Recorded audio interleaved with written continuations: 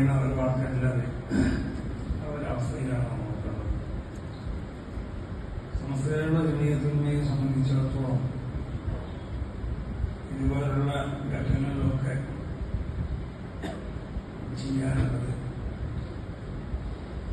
ഇതുപോലുള്ള പ്രദേശങ്ങളിൽ വന്നും വരാതെയൊക്കെ മരണപ്പെട്ടവർക്കും പ്രയാസങ്ങൾ അനുഭവിക്കുന്നവർക്കും രോഗികൾക്കൊക്കെ വേണ്ടി വായിക്കുകയാണ്.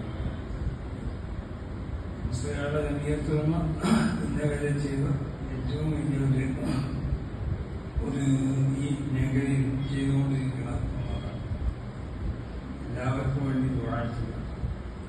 അതിനൊപ്പുറം കഴിയുന്ന സഹായങ്ങൾ ബന്ധപ്പെട്ടവർക്ക് ഇവിടെ ബഹുമാനപ്പെട്ട സംബന്ധിച്ചിടത്തോളം ഗവൺമെന്റുകളൊക്കെ അതുപോലെ തന്നെ മറ്റ് സന്നദ്ധ സംഘടനകൾ, മതസംഘടനകൾ, രാഷ്ട്രീയ പാർട്ടിക്കാരൊക്കെ വളരെ സേവനങ്ങളും ചെയ്യാൻ വേണ്ടി ഇതിനും മറ്റൊക്കെ ആഹ്വാനം ചെയ്തിട്ടുണ്ട്.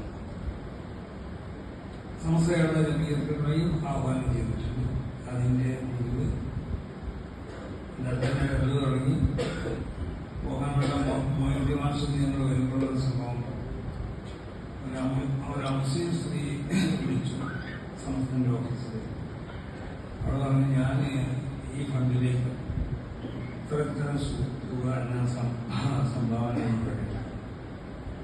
ഇത് സത്യസന്ധമായി കൈകാര്യം ചെയ്യും എന്ന് ഉറപ്പുള്ള ഒരു സംഘടനയായിട്ടാണ് സമസ്തയുടെ ജമീയത്ത് മനസ്സിലാക്കുന്നത്.